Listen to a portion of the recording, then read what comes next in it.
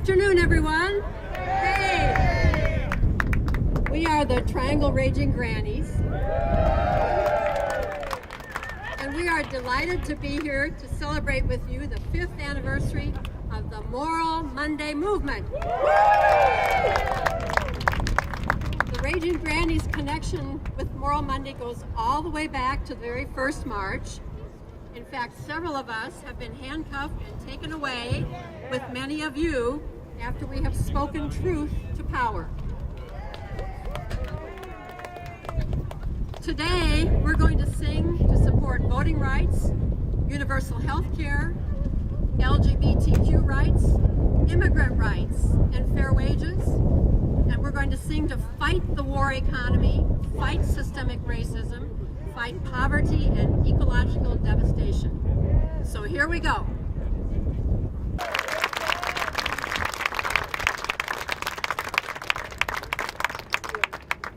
This is called A World That's Safe and Free.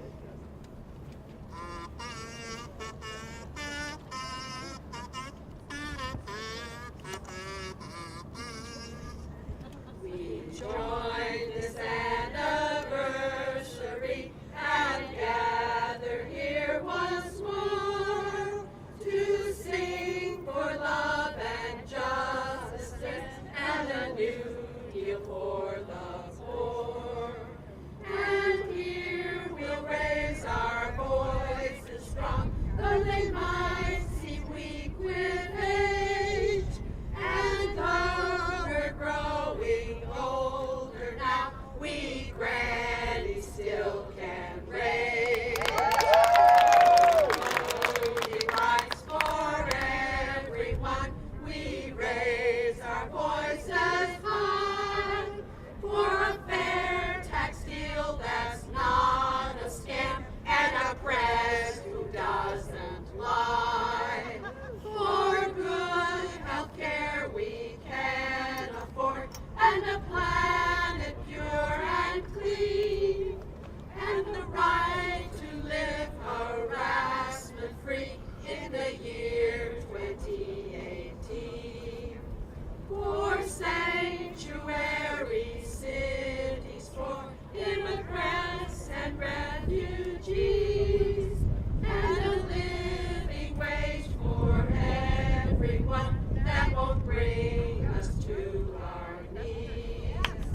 We marched and rallied, gone to jail, and signed petitions too, 'cause we have hope and we won't stop till all these dreams come true.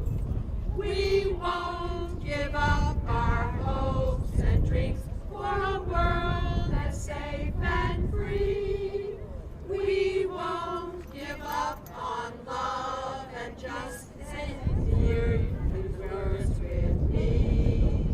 We won't give up our hopes and dreams for a world that's safe and free. We won't give up on love and peace in the year that's yet to be.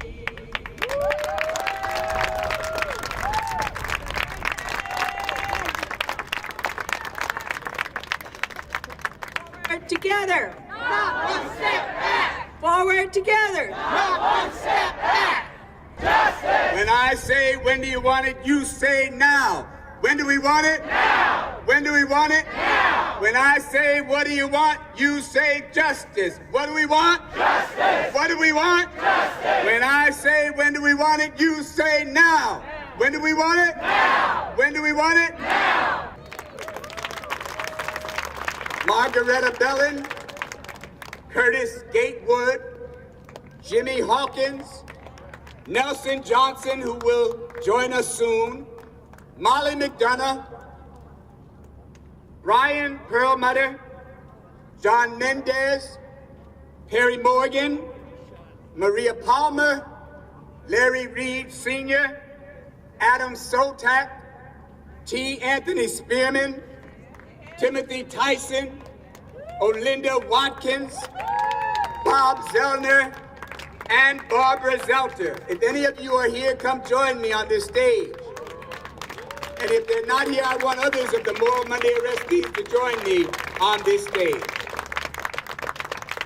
Arrested while chanting, "Guide my feet while I run this race."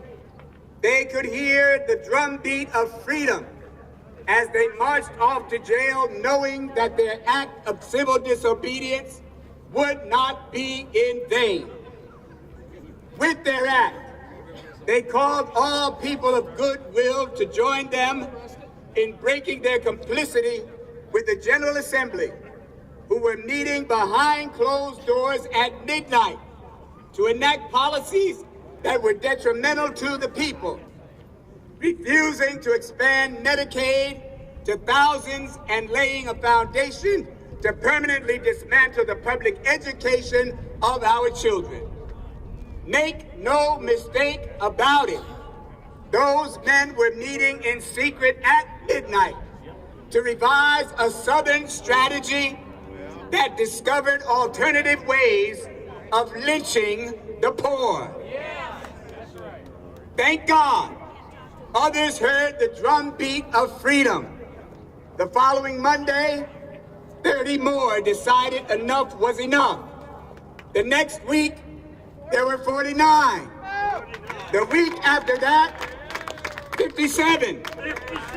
Then on June 12th, the 50th anniversary of the death of Field Secretary Medgar Evers, Witness Wednesdays were born, as 8 others bore witness. The remaining 4 witnesses were led by the Youth and College Division of the North Carolina NAACP. Will you celebrate the youth with me? During the 3rd Witness Wednesday, the Capitol Police arrested, and listen to this, then unarrested the 3 youthful witnesses, bringing the Witness Wednesday arrest to a total of 18. That deserves a round of applause. Then, on Monday, June 3rd, it was back to Moral Monday. 155 bore witness. June 10th, 87 bore witness.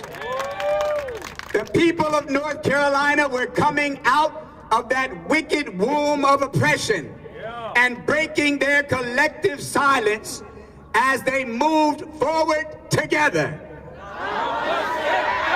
More than 1,000 heard the drumbeat, giving themselves over to civil disobedience, and countless more began marching to the tune of freedom's drumbeat. Good afternoon. Good afternoon. Good afternoon. Do you love your public schools? Yes. I am Mark Jewell. I'm an elementary school public school teacher and the proud president of the North Carolina Association of Educators. And on behalf of NCAE, our 95,000 excellent public school teachers, and most importantly, our 1.5 million public school children, I bring you greetings. And I'm a proud Moral Monday arrestee on that hot July summer 5 years ago. It is always great to stand on the shoulders of the North Carolina NAACP and my friend, Reverend Spearman, particularly as we recognize the 5th anniversary of Moral Monday movement. Hold on. All educators come join Mark. We don't stand alone. Yeah. We all stand together. Educators. Come on up, educators. Come on. Thank you, Reverend Spearman. And thank you for the invitation. And I'm also the proud education chair of the North Carolina NAACP. Now I tell everyone, come on teachers, come on educators, come on up. Because I know there's other educators out there. They're coming up here. They're grading papers. They're doing after-school duty, aren't they? They're doing lesson plans. They're working 2 jobs. They're on their 2nd job. I always say And this is when I taught history. Come on up, educators. In my 5th grade history lessons, I would tell my students that when you come to North Carolina, you are standing on hallowed ground. It is the battleground of our nation's independence. It is the corridor of the Underground Railroad. And it is the birthplace of America's civil rights movement. Because before there was a March on Washington, there was the March to Woolworths. There is no better place to stand up and speak out against the dismantling of North Carolina's greatest civil right, our public schools. But as we stand here in the broad daylight of this beautiful day in our capital city on this symbolic occasion, let us not forget that 5 years ago, a dark storm swept over our Carolina blue skies, reversing our 50 years of progress in public education. It was this supermajority that eliminated 5,000 teaching positions, 3,000 teacher assistant positions, and over 200 guidance counselors and school psychologists and social workers. It was this supermajority that reduced our per pupil funding in North Carolina, plummeting us to 43rd in the nation, behind South Carolina and Mississippi. It was this supermajority that eliminated the Teaching Fellows program that once viewed North Carolina as a national model for recruiting teachers into the classroom. It is no longer funded. It was this supermajority that cut textbook funding by $77 million. It was this supermajority that cut classroom supply funding by $45 million. And it was this supermajority that essentially left experienced educators without any significant income raise since the recession, continuing our North Carolina race to the bottom in national salaries. And it was this supermajority that adopted a $50 million school voucher program, diverting precious public taxpayer dollars to private schools. And it was this supermajority that eliminated any advanced degree pay. It was this supermajority that implemented an A through F grading school system, putting a scarlet letter on our schools and solely basing performance on test scores. Let's be clear, friends. The cuts by the North Carolina General Assembly are devastating to our public school children, particularly our most poor children and children of color. Let's be clear that 500,000 children in North Carolina are now living in poverty, and half of those are in extreme poverty.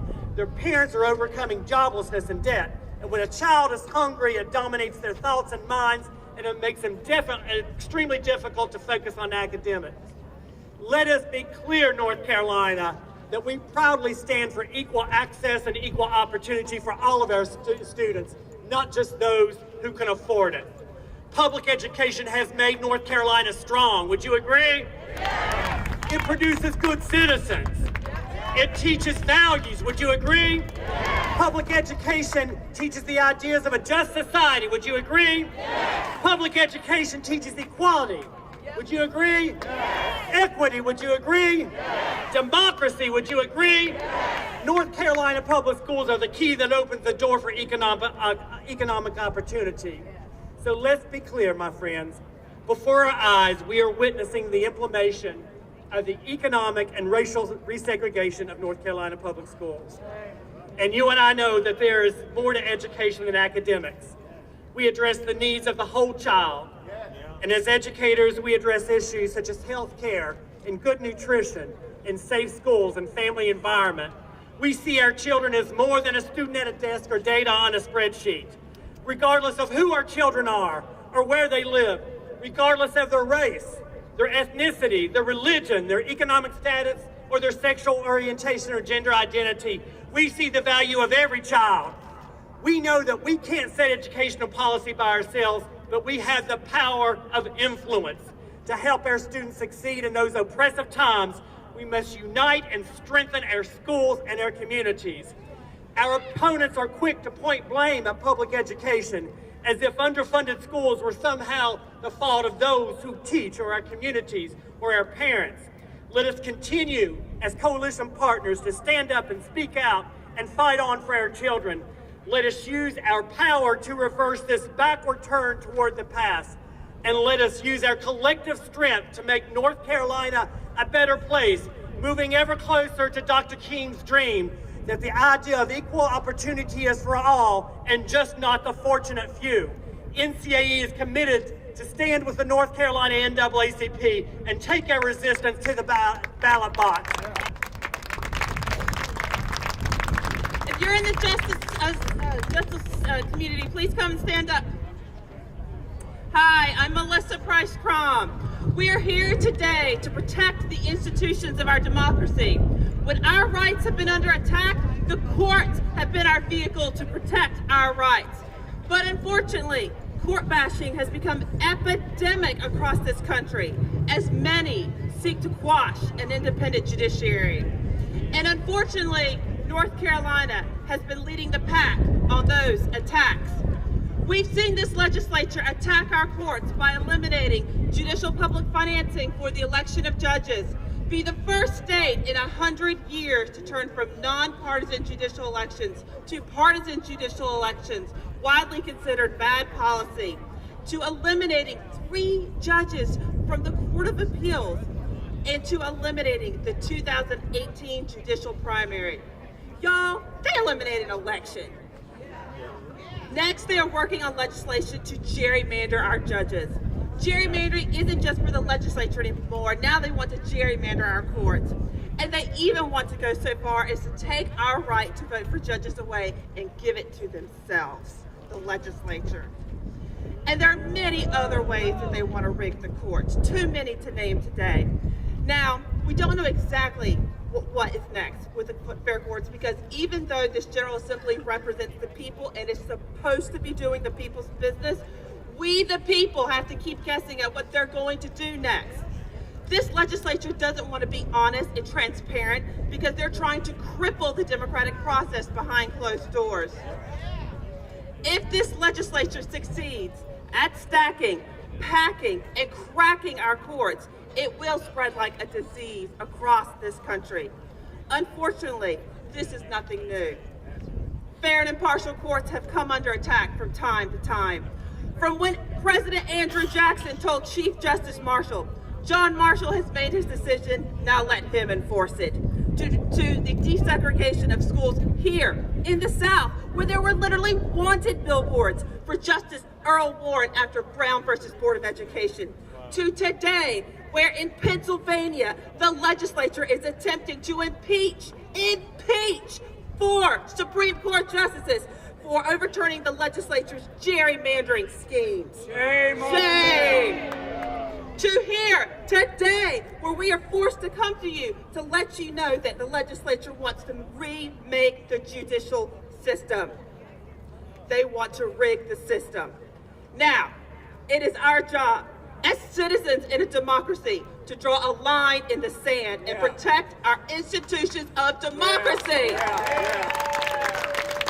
The courts have been there for us. Now we must fight to protect our courts. Right. Thank you.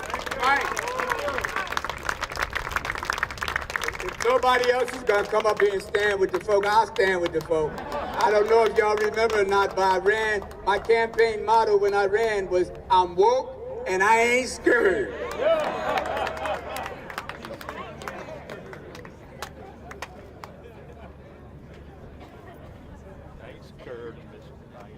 Good afternoon. My name is Steve Allen. I've had the privilege of representing the state of North Carolina as part of the second Reconstruction here in North Carolina. I was one of 8 that was elected to serve as the first blacks elected to serve as Superior Court judges for the state of North Carolina. My brothers and sisters, sometimes it takes 3 times to get it right. There were 2 constitutions prior to 1868. But in 1868, shortly after those who had been oppressed were allowed to step into chambers of the North Carolina legislators, they adopted a constitution that got it right. All right. Under this Constitution of North Carolina, they said that we, the people, the citizens of North Carolina, have certain rights. Not legislators, but the people. What kind of rights do we have in North Carolina? We have the right to be treated equally. We have the right to life, liberty, and we have the right to pursuit of happiness. We have civil rights, the rights as members of society to enjoy the benefit of all that we should have. We have the right to be fairly compensated, paid for injury to our land. We have the right to be fairly compensated, paid for injury to our persons. We have the right to be fairly compensated for injury to our reputation and our good name. We have political rights. Yeah. We have the right to vote. Yeah. We have the right to free speech. Yeah. We have the right to petition for the redress of our grievances. We have the right to fair elections. We have the right to elect persons to serve us of our choice. We have the right to be free from gerrymandering. Yeah. We have the right to have a pursuit of religious liberties. We have the right to worship as we choose. We have the right to be free from unjust prosecution Yeah. or persecution, as the case may be. We have the right to fair trials. And guess what? Our children in North Carolina have rights too. Yeah. What are the rights of our children? They have the right to a free and a meaningful public education. They have the right to be able to go to school without fear of being shot down like rabid dogs. Yeah. We have the right to have our children go to school and not be criminalized because of things that we used to have the principals resolve right there in the schoolhouse. But what good is a right without a remedy? Yeah. That's why we need fair courts with fair judges. The judges make the difference. Yes, sir. Judges that are in the hip pockets of legislators will not make decisions fair to all North Carolinians. Judges that are elected because of how much money they receive from the wealthy shall not protect the rights of the poor. We have the right to fair courts with fair judges that declare laws passed by power-hungry legislators deny equal opportunity and are illegal, unjust, and will not stand. We have the right to fair courts with fair judges who strike down the laws of rabid outlaw legislators whose sole purpose is to strip away the rights from the people, the rights to vote, the rights to be able to vote without jumping through political hula hoops. We have the right to fair courts with fair judges who allow persons whose lands have been taken away from them unfairly, who have the right to have a clean environment, to be able to go out and sit in their yards without being nauseous, sick, or stinky. We have the right for those persons who have had their land to be contaminated because of the power of hog farmers in North Carolina. We have the right for them to receive fair compensation, just like they did last week. We have the right to be able to go out and enjoy God's beautiful skies and his air, and to be free from contamination of our waters. We have the right to fair courts with fair judges to say no to rogue legislators who deny our schools the funds that they need in order to properly educate our children. That's right. We need fair courts with fair judges to make sure that every person who comes in a court of law receives a fair trial without regard to favor or favoritism. We need fair courts with fair judges who ensure that not only will justice be fair, but it will appear to be fair. Yeah. We need fair courts with fair judges who strike down laws whose sole purpose is to strip our elected local officials of the right to govern our cities, our school boards, and our counties. We need fair courts with fair judges who say that the superintendents of the public education has the right to administer public education in the state of North Carolina. And we have the right to have our elected governor to be the governor, in fact, of the state of North Carolina with all the privileges and powers appertaining thereto. My brothers and my sisters, in closing, why do we need fair courts in North Carolina? Why do we need fair judges? For without them, there will be no justice at all. That's right. Fair courts with fair judges for all the people, all the time, not tomorrow, not next week, not next year, but today. We, the people, have spoken. Fair courts with fair judges, And if the legislators don't understand that, vote them out. All right. Forward together. All right, now let's hear from one of our student organizers who's organizing Enough is Enough here in Raleigh. Elise Morales, please come up. All right. Hello. My name is Alyssa Morales, and I'm currently a sophomore at Holly Springs High School. I helped organize my school walkout on March 14th, which had a turnout of 600 students. And in addition, I helped organize a student-directed rally named Why Wake Walks on April 20th, which is a rally which 11 different schools in Wake County shared their ideas. And for this rally, we tried to persuade our elected officials to know that gun violence is a problem and we need to come up with a resolution together. Both of these events helped me spread the vital message that gun violence in our community, especially in our schools, needs to come to an end. According to the North Carolina Public School Board, a teacher with a master's degree who has worked in the education department for over 25 years makes a total of $56,430. Only $56,430. On February 21st, 1 week after the McGorry-Stoneman Douglas High School mass shooting that slaughtered 17 Americans, President Donald Trump declared that arming teachers with guns will decline the catastrophic number of school mass shootings in America, according to the Guardian Times. As a student who attends a public high school, I think that this is outrageous.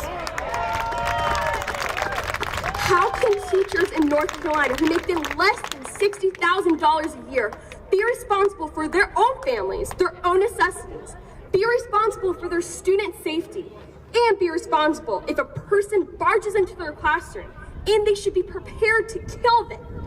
Absolutely not. Our public school system, even in Wake County, cannot afford to give our teachers the supplies that they need in order to maintain their classroom. So how can school systems across the country, especially in Wake County, pay for all of these useless weapons?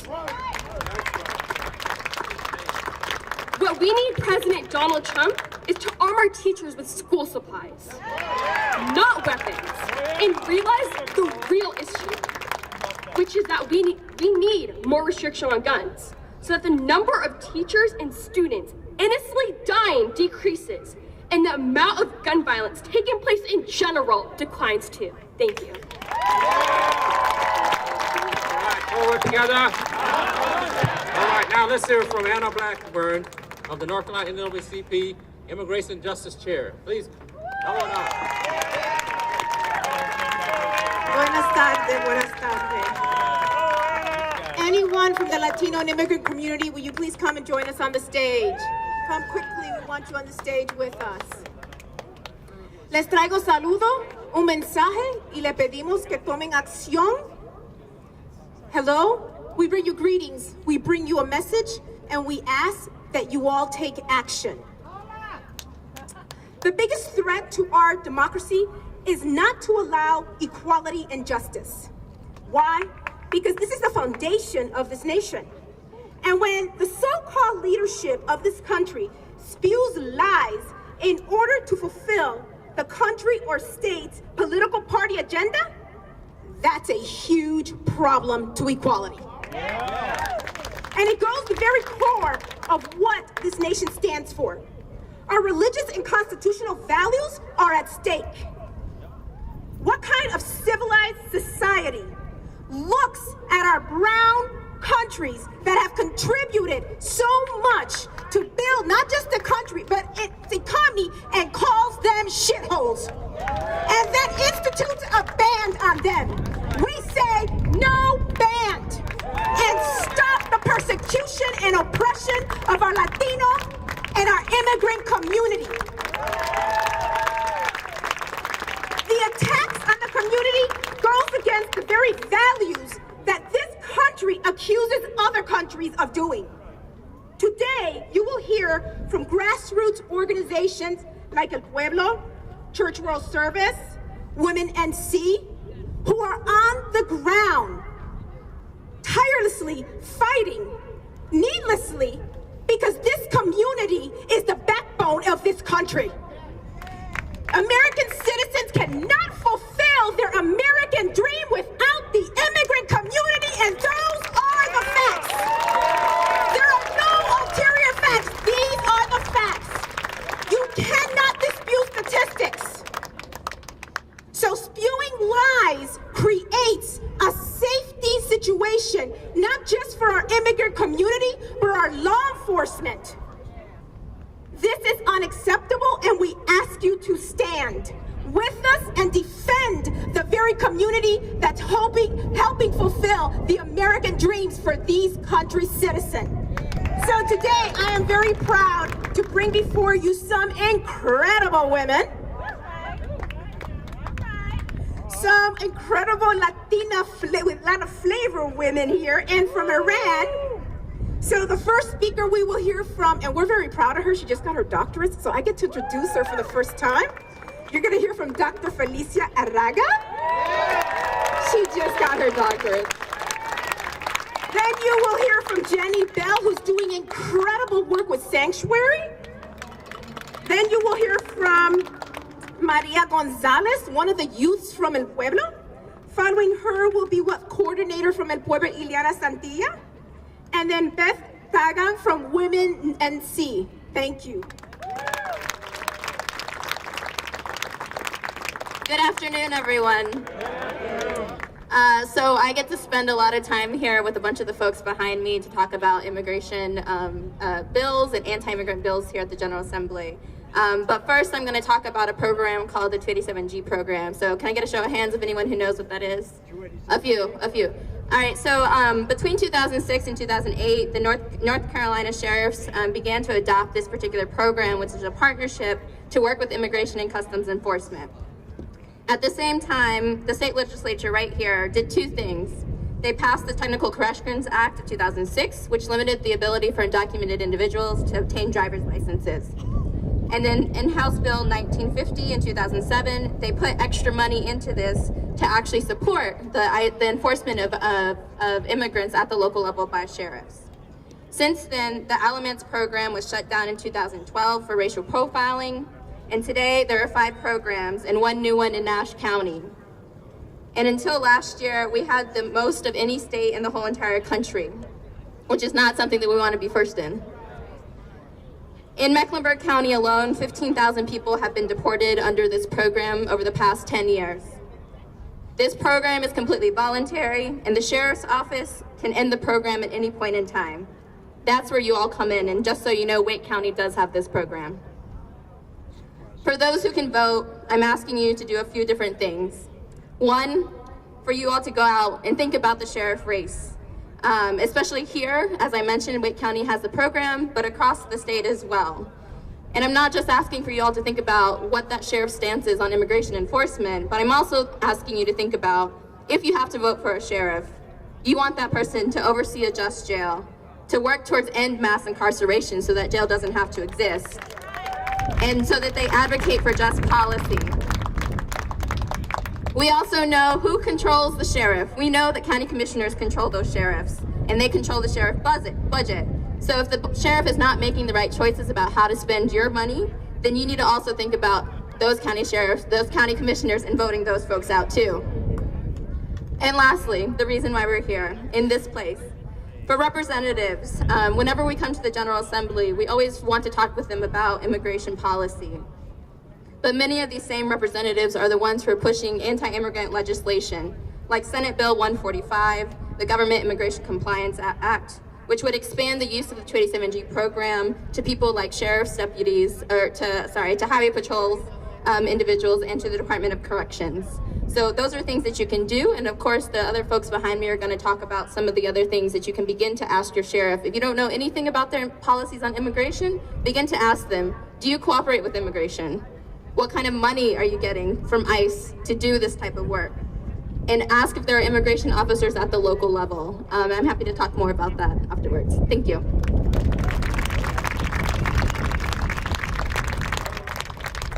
In North Carolina, we have witnessed again and again the destruction of families through inhumane deportation practices.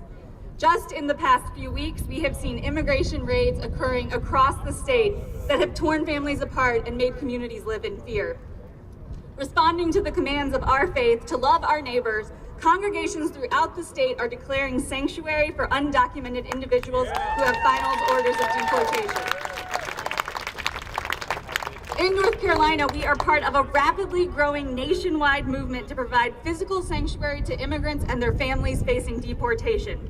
The movement in North Carolina has grown from 2 churches in the triad to over 6 churches now. We have more churches that are even ready to provide sanctuary at this very moment. This is an act of radical hospitality and prophetic witness to their faith. This is also the highest number of active sanctuary congregations in the nation. I want to take a moment to name the courageous leaders who are at the forefront of this movement. Juana Tobar Ortega, Jose Chicas, Eliseo Jimenez, Samuel Oliver Bruno, Oscar Conales, and Rosa del Carmen Ortiz Cruz, and all of their families. I pray that each of these individuals knows that their sacrifice is not in vain. They are leaders in our immigrant rights movement, individuals who have sacrificed their freedom to publicly denounce the injustice of a broken immigration system. For the past several months, we have been working in North Carolina to create a North Carolina Sanctuary Coalition, a statewide network of congregations who pledge our time, energy, and resources to support immigrants in our communities by offering physical sanctuary, emotional support, and persistent advocacy until we achieve comprehensive immigration reform and justice for all. This growing coalition pledges to stand against unjust policies that needlessly harm and cruelly separate families, neighbors, and friends. We believe that our calling is to welcome immigrants, offering them hospitality and justice as we work together with the immigrant community to confront our broken human-made laws. We are living in a moment of crisis that provides an opportunity for local governments, schools, health centers, and faith communities to dedicate themselves to building a beloved community that ensures justice for all.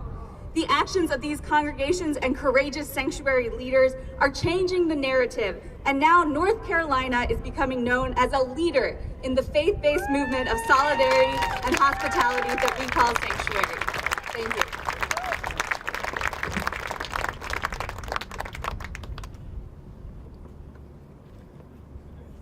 Hi, everyone. My name is Maria Gonzalez, and I am undocumented. As a member of El Pueblo's Community Leadership Council, I've been able to put my story out into the world, out there amongst the other 27,000 stories from DACA recipients in North Carolina. Nationwide, there are 800,000 young people with their futures on the line. Of this number, 55% have purchased a vehicle, including me. More than 1 in 10 have purchased a first house, and all have built a home. Kicking 8,000 people out of the country would result in $433 billion of GDP loss over a decade. Facing the same fears are the 13,000 TPS holders in North Carolina from El Salvador, Honduras, and Haiti. These are the numbers. While it sucks that we're reduced to numbers and statistics, it's important to note the contributions. You can't claim to care about jobs, to care about the economy, but yet boast an unnecessarily expensive project that only serves as a useless symbol of racism.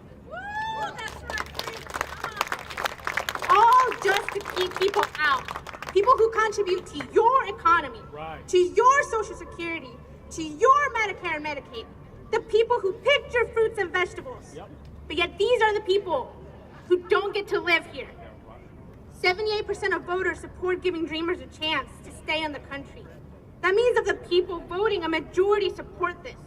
Imagine if everyone who isn't voting and supports this went out and voted. This is a right that TPS holders and DACA recipients do not have. Put yourself in the shoes of someone whose life and place of residence is decided by representatives you let be elected into office. Vote.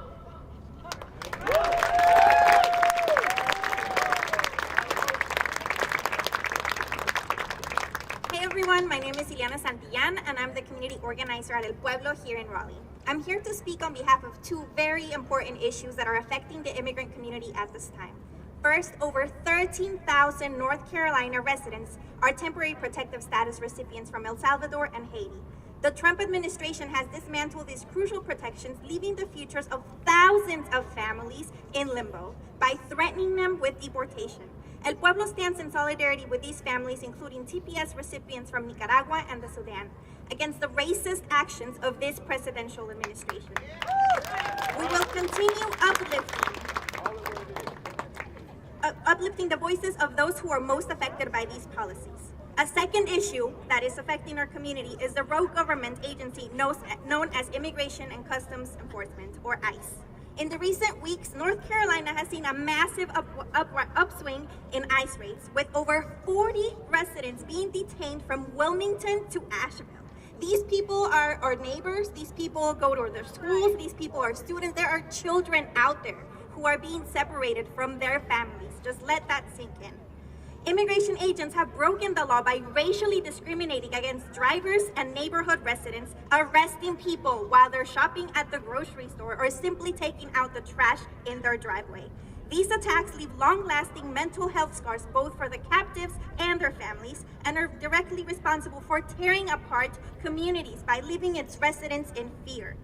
The racist actions of the presidents and those of ICE go against everything that we stand for as a country. We should be welcoming those who have come here in search of safety and opportunity for their loved ones, not punish them for being born in the wrong side of the border. We ask that you support organizations like Casa El Salvador, El Centro Hispano, El Vínculo Hispano, CIMA out of Asheville, and El Pueblo, who are in the front lines against hateful attacks on the community, and to uplift the voices of those who are being directly affected by these issues. Juntos adelante, ni un paso atrás.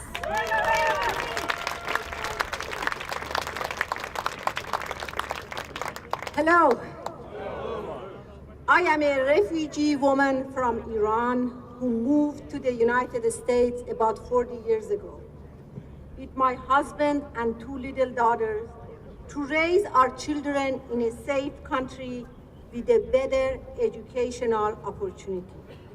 Since then, I have built my American life, raised two educated and successful daughters, contributed to North Carolina economy by running a family business, and founded a local nonprofit called Women NC to protect women's human rights in North Carolina.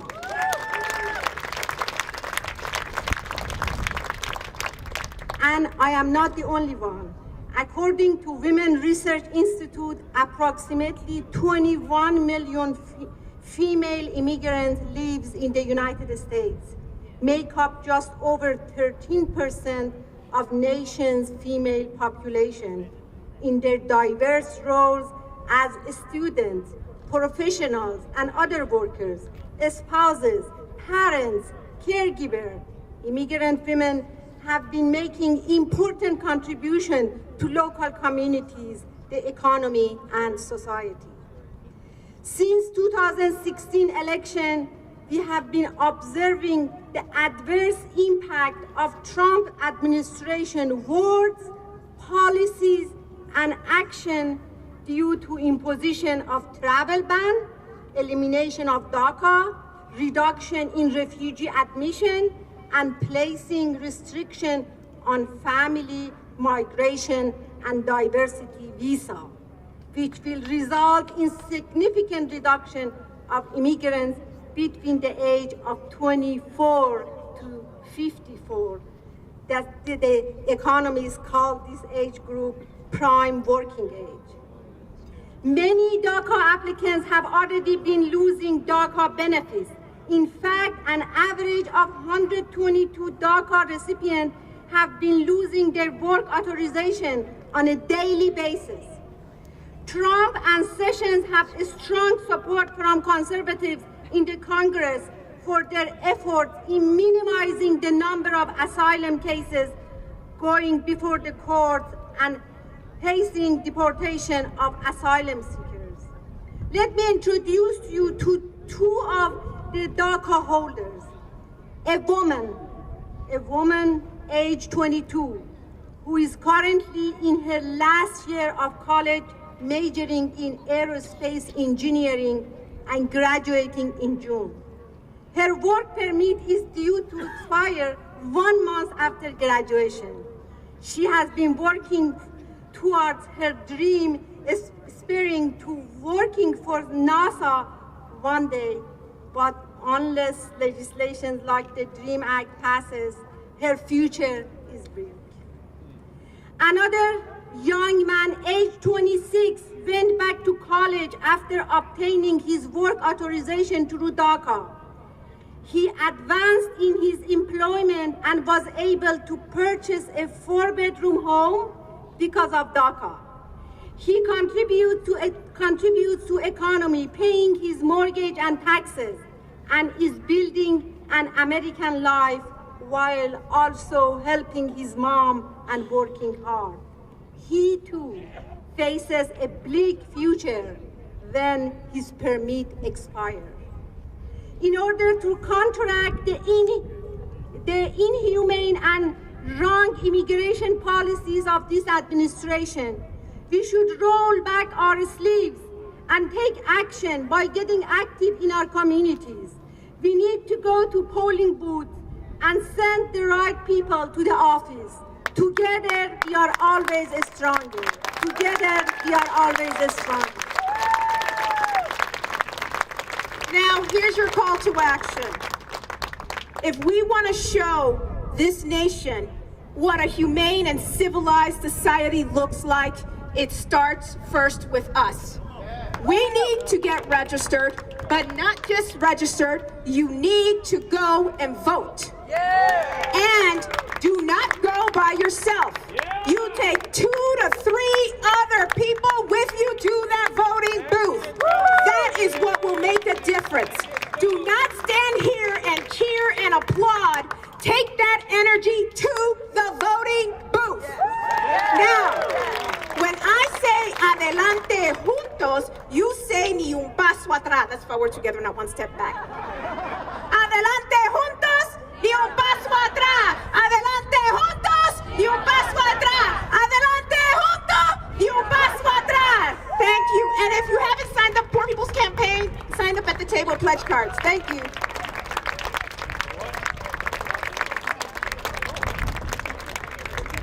All right, we stand with our immigrant community, right? We stand with them, right? All right.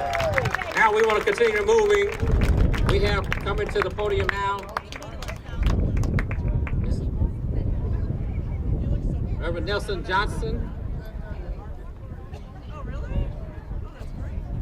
Okay, we're asking all the clergy to come up who are going to be speaking.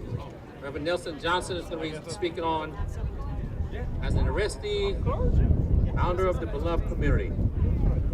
You are too. For me. Yeah, right.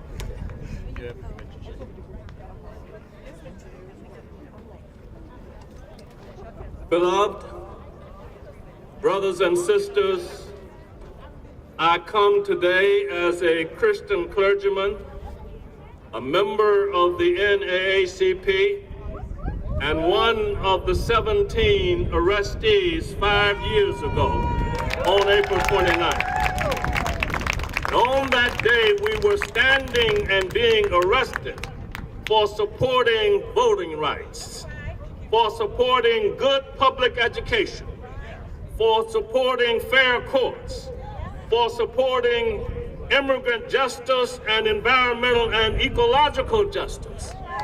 And we have returned now 5 years later to declare that fairness has not come and justice is being crucified on the cross of injustice in the courts and in the legislative halls.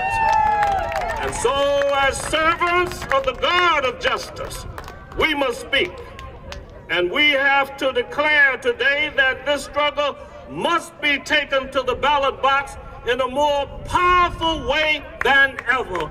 And you are in a position to do that. I want to say that we're in a dangerous system, a dangerous season step by step, our rights are being stripped away. 50 years ago, Dr. King asked a profound question. He asked, why are there 50 million poor people in the richest nation in the world? And now, 50 years later, we have to ask an equally profound question. Why are there 160 million poor people in the richest nation in the world? And I want to tell you today that that is a clear indication that we are on the wrong road, and it takes the people organized, united, and working together to turn it around. Some 250,000 people die annually because they are poor. And you might as well write on their death certificate, death by poverty, because that's what it is. And so I declare to you today that this is perhaps the most dangerous period in our nation since the Civil War. All families are being ripped apart, and we are being systematically divided and pitted against each other. But this is against all of the teaching of the religious traditions that I'm aware of.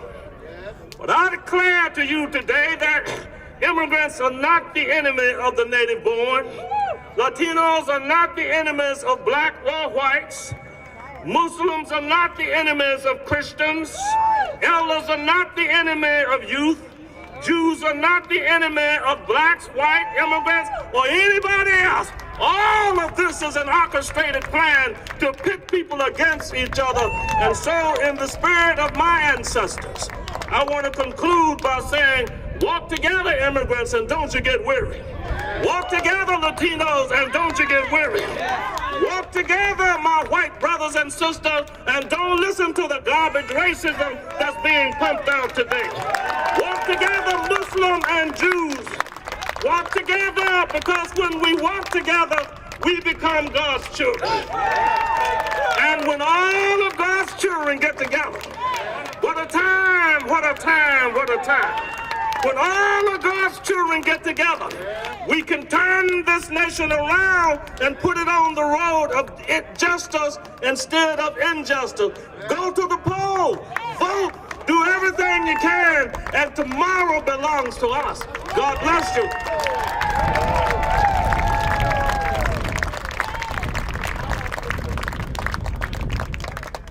Whenever I'm privileged to hear a prognosticator like Nelson Johnson, all I can say is amen. Certainly I am delighted to see you and to be here today.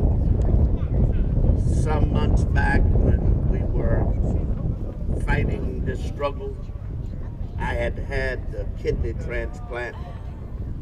And I came, and I guess I was along with a good friend of mine from Greensboro, who also was convalescent. But we decided that no matter what our physical health, that we were going to stand for justice. And I remember as we were arrested, we were not far from the jail, but they rode us around for over an hour. But it did not dissuade us. It made us more determined that we were going to fight until every sword is turned into a plowshare. And every spear is going to turn into a pruning hook. For justice or injustice anyway is a threat to justice everywhere. And so I'm encouraged after 5 years, because as I consider the book that is dear to my heart, we call it the Bible in the Christian faith, there's a significance in 5. It is the number in Scripture that references grace. And I got to tell you, I ain't no age tired. I heard our president says that I ain't scared and I'm woke. But I'm not in any ways tired because I recognize that victory is in sight. Anytime you see a person, someone who is so narcissistic that they feel that only thing that can happen evolves around them, I got hope, y'all. Because here's why I've got hope. Anytime you threaten the glory of God, you look for some trouble from a divine power. And I don't know whether you feel it, but I feel a breeze moving through the trees. And I think that God is dissatisfied. And when God is on your side, Trump is no Trump to God. I am so grateful today to see you here and to let you know that I am not dissuaded. I am convinced that even when devastation comes, like we just had in Greensboro, North Carolina, an F2 tornado thought that they could destroy the city. But my beloved brothers and sisters, if you could see how a community came together, there is no way in the world that you can understand without seeing it. People came from everywhere, from as far as Greenville, all over this state, coming together saying, we will not allow devastation to dissuade us. And they are rebuilding a community. Let me tell you something. In the same spirit that I see going on right now, in the church that I have been privileged to pastor for more than 43 years, I want to tell you this is right now an evidence to me that God is getting ready to move. 5 is his number for grace. 6 is the number for man. 7 is the number for completion. 8 is the number for a new beginning. 9 is the number for fruits of the Spirit. And 10 is the number for total divine order. And I believe we're going to see order restored because we are not fighting this battle alone. I believe we got God on our side. And as long as God is on our side, I heard this said and I believe it. Nothing shall separate us from the power of God. I love you. Stay strong in the Lord and in the power of his might. And I declare victory is in sight.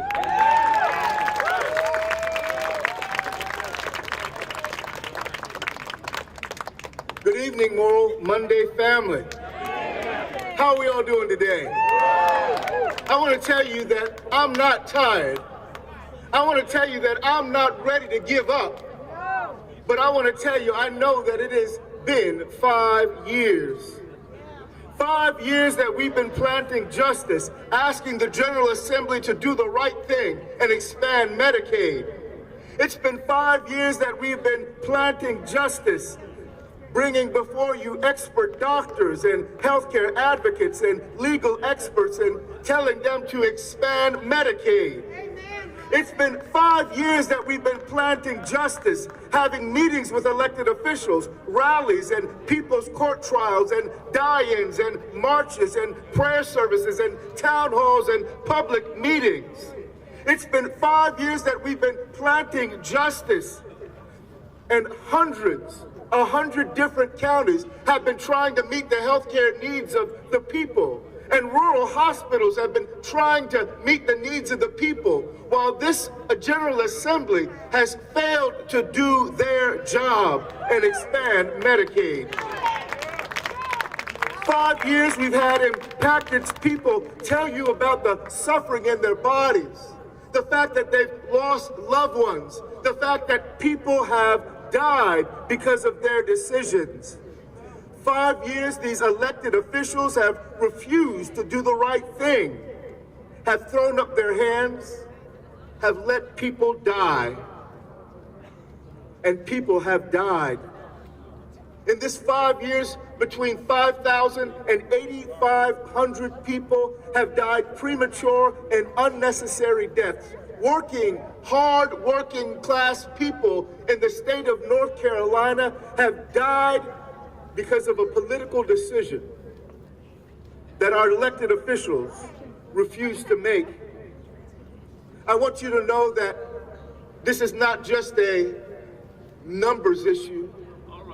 I buried a friend of mine, a 40-year-old man, a friend of mine, a father of 4 children, a friend of mine a man that should have been here today, but he could not afford his medication. He could not afford health care because we would not decide to expand Medicaid. I think it's time for a change. It's time that we do the right thing. It's time that we listen to our God and do what our God says and do what would help God's people. Amen? Amen. It's time we expand Medicaid. Leviticus chapter 19 talks about what happens when you plant new trees. It said for the first 3 years, the fruit of those trees is forbidden. In the 4th year, it said that the fruit of that tree should be dedicated to God. But in the 5th year, it said that you can eat the fruit. This is the 5th year, and it's time that we eat the fruit. This is the 5th year, and it's time that we eat the fruit of our labor. This is the 5th year, and it's time that we eat the fruit of this moral seed, this moral tree that says everybody deserves a right to health care.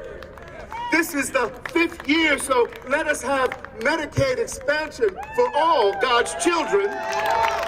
This is the 5th year, so let's have healthier people and longer living people and people, all God's people, whether rich or poor, deserve health care. This is the 5th year. This is the 5th year, and it's time that we eat the fruit of our labors. Amen. Everybody agree with me? Yeah. Everybody stand with me? Yeah. Are we going to get it this year? Yeah. Say it with me. Expand Medicaid now. Yeah. Expand Medicaid now. Expand Medicaid now. Expand Medicaid now. Forward together. Not one step back. Forward together. Not one step back. Forward together. Not one step back. Too many of us are overutilizing our titles as ministers and spiritual leaders, but we are underutilizing the calls upon our lives to justice.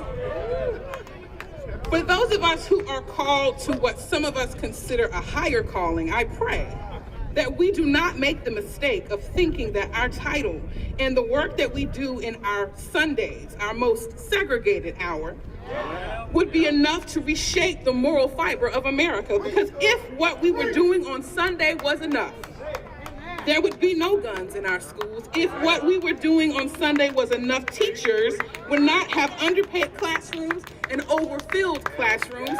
If we were doing what was enough on Sunday, healthcare would be merely accessible to everyone and not something that most people are fighting for.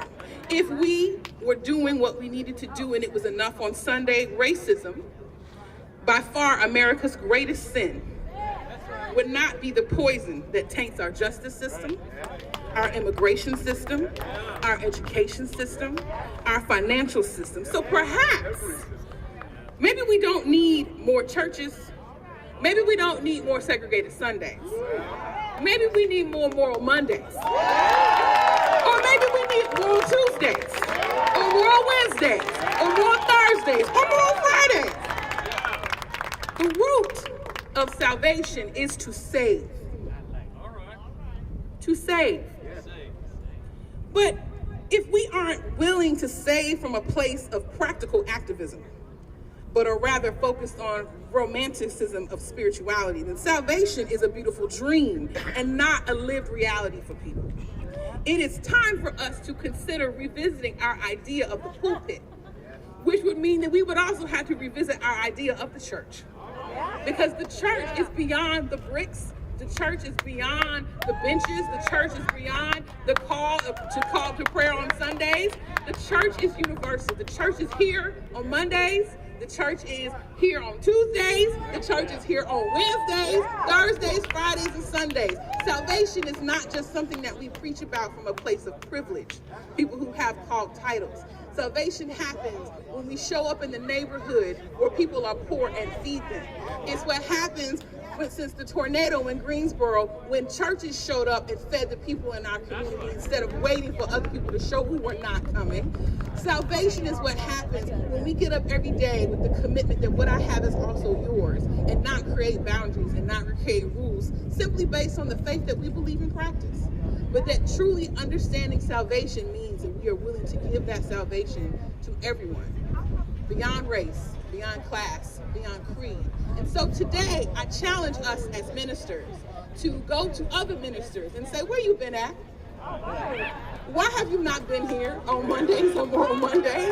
Why are you not feeding the poor? Why is our church not doing financial literacy? Why are we not educating people on voting rights? Why are we not talking about healthy eating in our churches? Why are we not creating programs for recidivism for our brothers and sisters who are felons? Why are we not doing those things? Call them to action as God has called each of us. Amen. May the Lord bless you and keep you. Happy Moral Monday anniversary.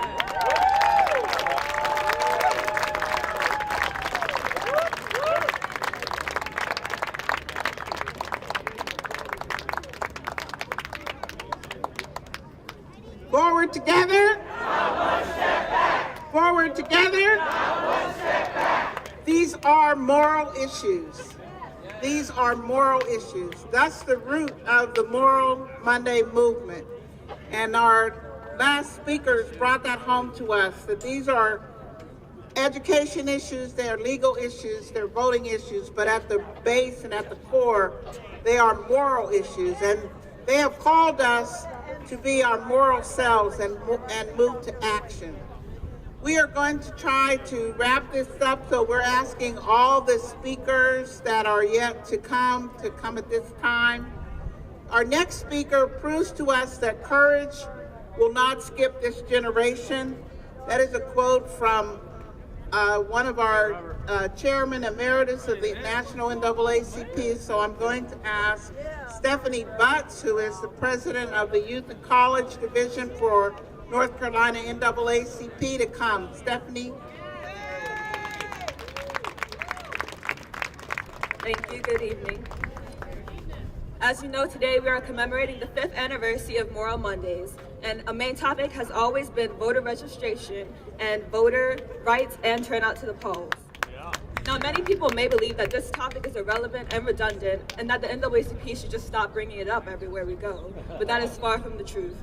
To those who do not believe it, your vote does matter, it does count, and you can make a difference simply by casting your vote in every election, not just the presidential, because it is your constitutional duty. If it didn't matter, why would people work so hard to keep you from voting for centuries?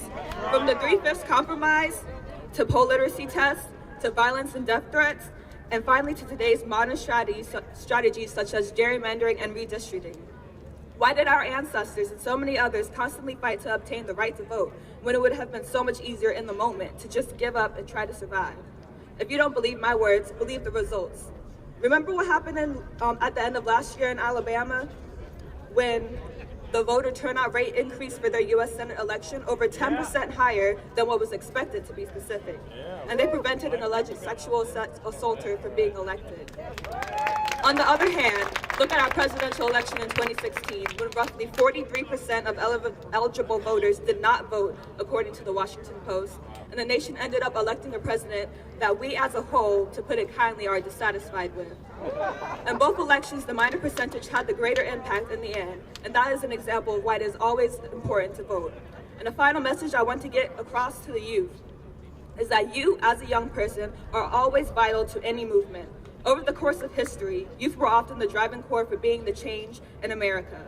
From the Freedom Summer activists who registered many African Americans to vote in the summer of 1964, to the NCA&T4, who were the initiators of the sit-in movement in 1960, and to Claudette Colvin, the 15-year-old black girl who was the first to refuse to give up her bus seat in 1955.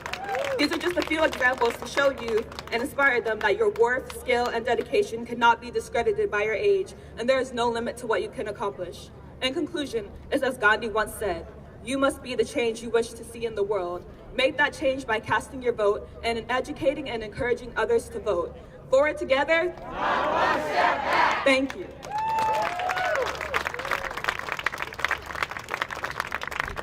Good afternoon. I am Tomas Lopez, and I am here with Democracy North Carolina. We are so proud to stand with the NAACP and all of you to defend the right to vote, end gerrymandering, reduce the corrupting role of money in politics, and protect our courts. Now, in commemorating Moral Monday, we talked a lot about what we were pushing back against. We are here today because we are for something. Now, that 5 agenda, these are the things we want. They're the things that we want in a state that we can be proud of. And my message is simple. We will only achieve these things if we choose to be a part of our democracy and defend it. And that begins with the right to vote. There are 2 pieces to that. First, you know this, we have to use it. I can't call the voters up here because the stage can't hold us. Second, we have to back it up when our lawmakers are here in Raleigh setting policy. The General Assembly reconvenes in just a couple of weeks, and this coming session, as in every recent one, there is talk that our legislators may take steps to make voting more difficult. That is both an old idea and a bad idea. There are good reasons why we don't have that monster voting law anymore and why our gerrymandered districts are being dismantled. Our courts have rejected voter ID. And they have said that it's voters who choose their representatives, not the other way around. And you have made your voices heard. Now we will need you to make that voice heard, that message heard to our elected officials in 2018. So we are so proud to stand with every group and individual here as we move forward together. Thank you. Good evening. My name is Bishop Tanya Rawls, and I am the founding pastor of Sacred Souls Community United Church of Christ and the inaugural chair of the North Carolina NAACP Executive Board's LGBTQ Committee. I stand here today to first celebrate the advances we have made as a state since Moral Monday movement began in 2013. I became one of the more than 1,000 arrestees and stand willing again to be engaging in civil disobedience because as long as the scourge that is white supremacy and the policies that it breeds attempts to attack the most marginalized among us, we must continue to fight. LGBTQ people play a vital role in every aspect of our lives as teachers, doctors, laborers, legislators, and yes, even clergy like me. The North Carolina NAACP is not willing to leave anybody behind. Transgender, gay, lesbian, bi, trans, and queer citizens are not asking for a handout, they're asking us for a hand. A hand that will help to extend the justice that is a right of every citizen. Until we understand the fact that the same people attacking immigrants, healthcare, living wages, voter rights, and environmental justice are the same people attacking LGBTQ residents, we will no longer allow space to them to divide us anymore. We have an opportunity right now to change the face of the North Carolina legislature in the upcoming primary on May 8th and the general election in November. We won't be silent anymore. In the face of injustice, we will vote them out and raise up a new generation of leaders who will not be afraid of the forces that have had a stranglehold on the resources and political power of our state. We are not afraid, and with God and justice on our side, we will overcome. I now have one of our up-and-coming voices who are going to help take us to the next generation level. Good evening. My name is Ash Love. I'm the Director of Faith Organizing at the Freedom Center for Social Justice. I am a young, queer, Black woman, and I do organizing work across the state of North Carolina. I do social justice work because of how important my family is and families that look like mine. Now here we stand to celebrate accomplishments, but we also stand to acknowledge that we still have work to do. That's right. Because for me and families like mine, we still don't have equal protection under the law. An example of that is housing discrimination, employment discrimination, and voting rights. This is why I stand here more dedicated than ever, not just for the LGBT community, but for all oppressed and marginalized people. We change the political landscape by voter mobilization and running for office. I'm encouraging my peers to take your neighbors to the polls. I'm encouraging my peers to stand firm against systems of oppression. I'm encouraging my peers to run for office. We can't wait for change. We are the change. Thank you.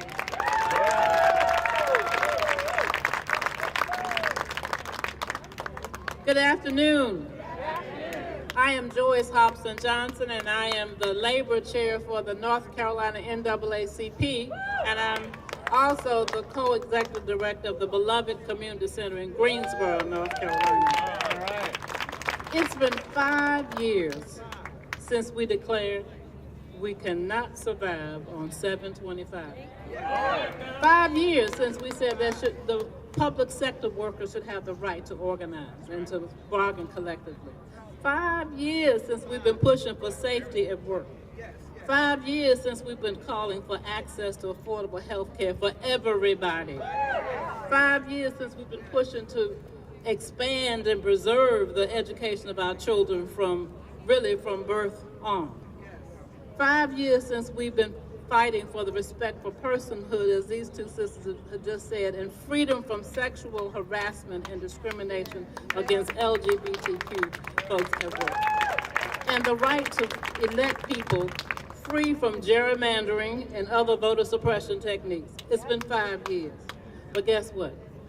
We still have a long way to go, but we're in no ways tired yet, as my brother Brown said. The main thing is that we are still here and we're still standing together. Claim that we are still here and we're still standing together. We must continue to stand together. One way we do that is getting out to vote at all levels, as people have said. Imagine a world without workers. How can we make it without sanitation workers? Can't do it. Without cooks, cannot do it. Without teachers, we can't make it. Carpenters, domestic workers, postal workers, machinists, nurses' aides, no way. Lab technicians, we can't do it.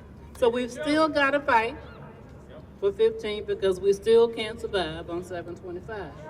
The fight for 15 and the struggle for public sector workers are two of the most important matters we face here in the state.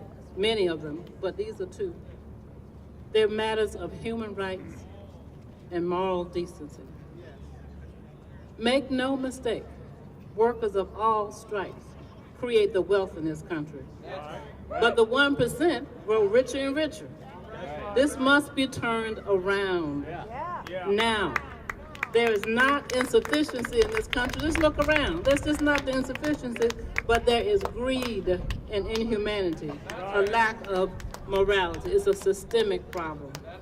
We're strong in North Carolina, but we must be linked to struggles all around this country and the world. Remember, these are systemic problems. So our state's growing strong and strong as we stand together, but we've got to unite with others. So one thing is I'm also one of the 4 co-chairs of the North Carolina Poor People's Campaign.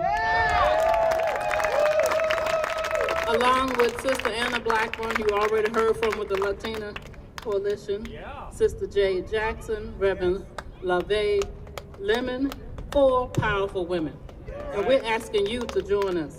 Let's take the energy and legacy of the Moral Mondays into the Poor People's Campaign that kicks off on May 13th, Mother's Day. And in this state capital and in state capitals in over 30 places on May 14th, we'll be gathering for 6 weeks. I ask you, I plead with you, sign up right behind me. I think Sister Jay Jackson's back there, and join us. So yes, it's been 5 years. The struggle continues, but the moral arc of the universe bends toward justice, toward that love over profit.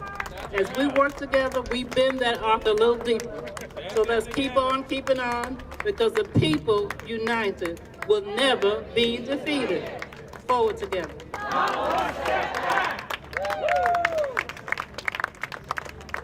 I'm going to have to make a major executive decision here because we have gone way beyond our time, and some folk have 4 hours to drive to get back home.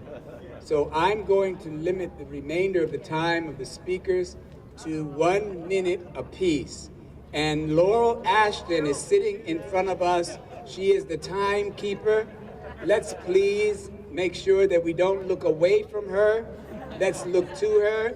I'm going to be standing behind the speakers to make sure that when she says time, I'm pulling your coat and it's time. Let's go.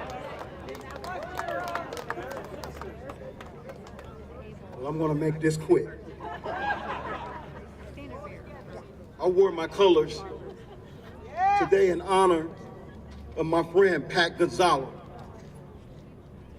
God used me 3 times to save troops from committing suicide.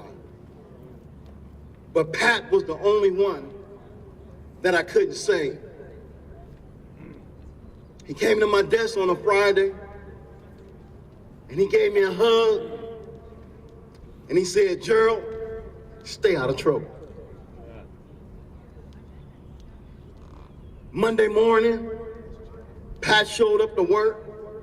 He had all his paperwork laid out, and he took his life.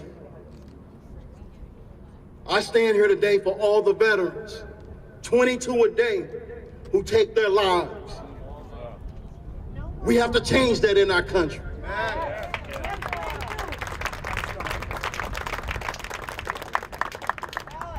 I love you, and God bless America.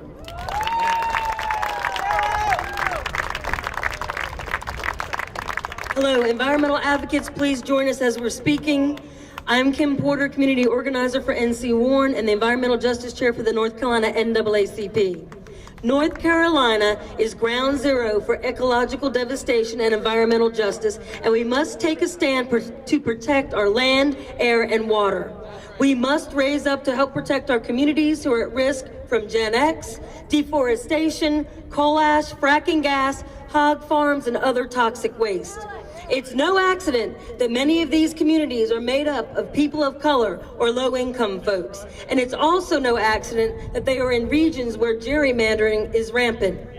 While many North Carolinians in these sacrifice zones struggle to pay for medical bills, rent, mortgages, groceries, and utility bills, the corporations who create environmental destruction are often contributing to our legislators' campaigns and making backroom deals and getting millions in corporate welfare in the form of tax breaks. I believe Duke Energy has tried to use their influence to get electric rate hikes approved to clean up the coal ash they're responsible for. I'm almost done. And to build gas power plants and projects like the ACP pipeline that we don't need. They say they're only using 2% renewable energy. They are only using 2% renewable energy, but they say they're using more or act like they are. This is inexcusable. And I have to say that we know that methane's dangerous, coal ash, all these other things I've mentioned, and I'd like for Rebecca Barber to come up and read a statement from, you're making me nervous, from Jordan Revels, who is a member of the Lumbee tribe of North Carolina and an impacted person. Thank you very much.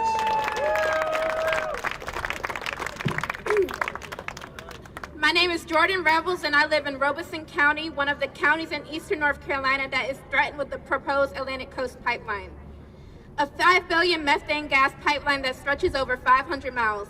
If built, this pipeline would run from the mountains of West Virginia and end in the community of Prospect, only 3 miles from UNC Pembroke, whereas the senator in the Student Government Association passed a resolution and advocates awareness for this pipeline.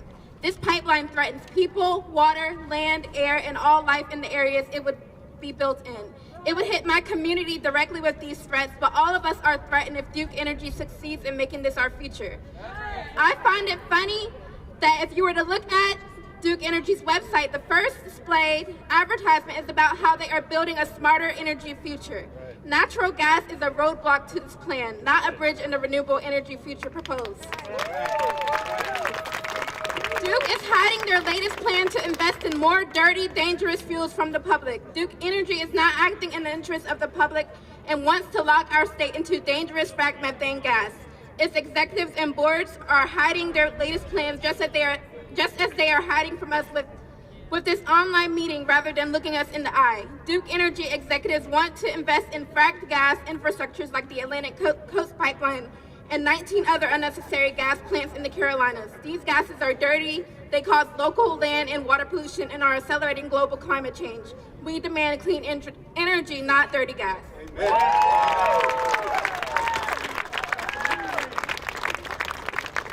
applaud the $50 million lawsuit that was just won last week against the Rawls.